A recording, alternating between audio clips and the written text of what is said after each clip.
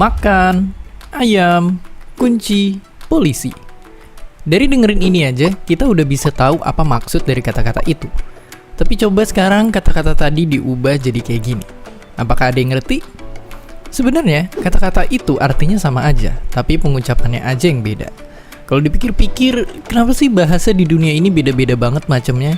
Dan kenapa juga sih kita harus gunain kata-kata buat bicara? Selamat datang ke dunia suara dan tanda yang kita kenal sebagai bahasa.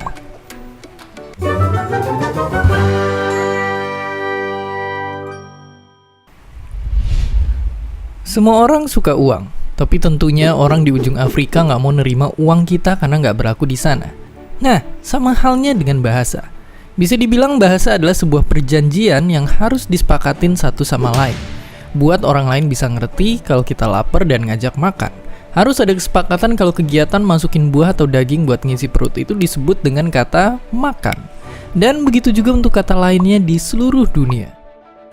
Bahasa dibutuhin banget buat kita intinya berkomunikasi, supaya orang lain bisa ngerti apa yang kita maksud melalui bunyi-bunyian yang kita sebut sebagai kata tadi.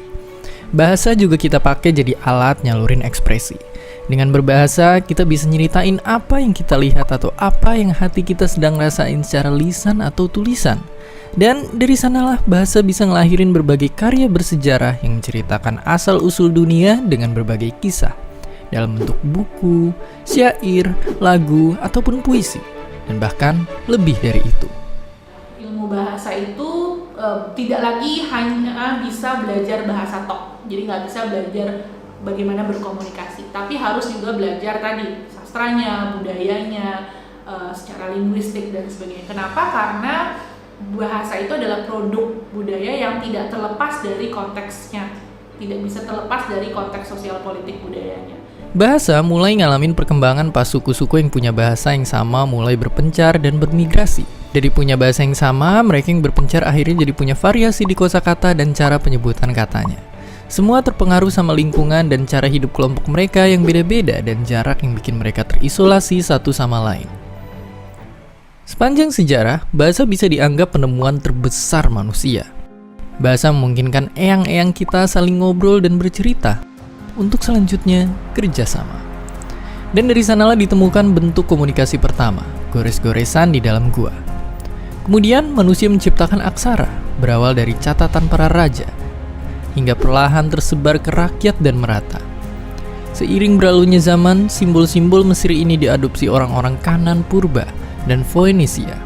Huruf-huruf pun berevolusi terus menyederhanakan diri dan seiring waktu menyebar ke berbagai tempat laut pedagang dari seluruh penjuru negeri hingga akhirnya tiba di Yunani, tempat alfabet lahir untuk pertama kali. Aksara membentuk kata dan kata menyusun cerita, seringkali dalam bentuk sastra. Dari ukiran-ukiran batu zaman dulu sampai coretan di atas kertas, ribuan kisah telah dicatat sejarah. Sastra yang terus berkembang membuat para ilmuwan semakin meneliti kata-kata di dalamnya. Dan dari sana melahirkan teori-teori yang jadi usaha kita untuk mengenal bahasa. Bahkan kini untuk terus nyoba mahamin bahasa sendiri, manusia udah bisa nyusun bahasa buat mesin, merumuskan susunan-susunan angka untuk menaklukkan kecerdasan buatan. Untuk terus mengungkap misteri-misteri bahasa di masa depan. Ilmu bahasa ada untuk jadi senjata buat kita. Kita jadi bisa mengungkap banyak rahasia dari tempat yang gak tercapai atau orang-orang yang sama sekali asing. Asiknya lagi, kita bisa mempelajari mengenai banyak hal di dunia ini. Karena bahasa itu kan adalah jendela untuk melihat dunia.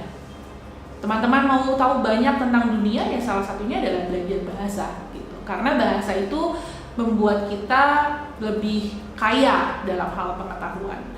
Jadi asiknya ya bukan hanya bisa bahasa Jepang, tapi kita banyak tahu tentang Jepang karena kita bisa membaca materi-materi, mendengarkan, menonton film dalam bahasa Jepang.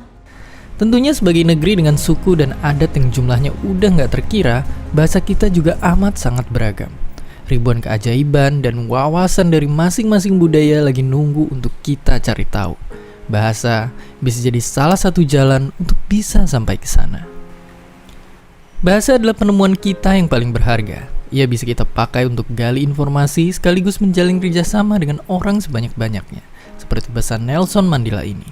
Itulah mengapa bahasa ibu akan selalu jadi ciri khas kita. Tapi bahasa lain adalah kunci untuk maju. Makanya ada prinsip yang perlu kita pegang tiap belajar bahasa.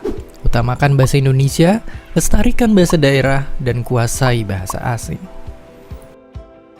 Manusia kini udah jadi penguasa dunia memuncaki rantai makanan. Kita bisa bilang kalau penyebabnya adalah karena otak kita lebih cerdas dari hewan lain. Dan ini bikin kita jadi bisa bekerja sama. Dan itu semua bisa terjadi berkat adanya bahasa untuk kita berkomunikasi. Dari suara-suara nggak beraturan sampai jadi huruf dan kata untuk kita berbicara. Lalu sekarang, cara komunikasi kita pun udah banyak banget caranya. Kita bisa berekspresi dari lantunan musik, campuran warna, sampai gambar-gambar abstrak yang bisa bikin kita ngerasa emosional. Sebentar lagi, kita akan tiba di video terakhir serial Kok Bisa Explains. Sampai bertemu nanti di episode seni.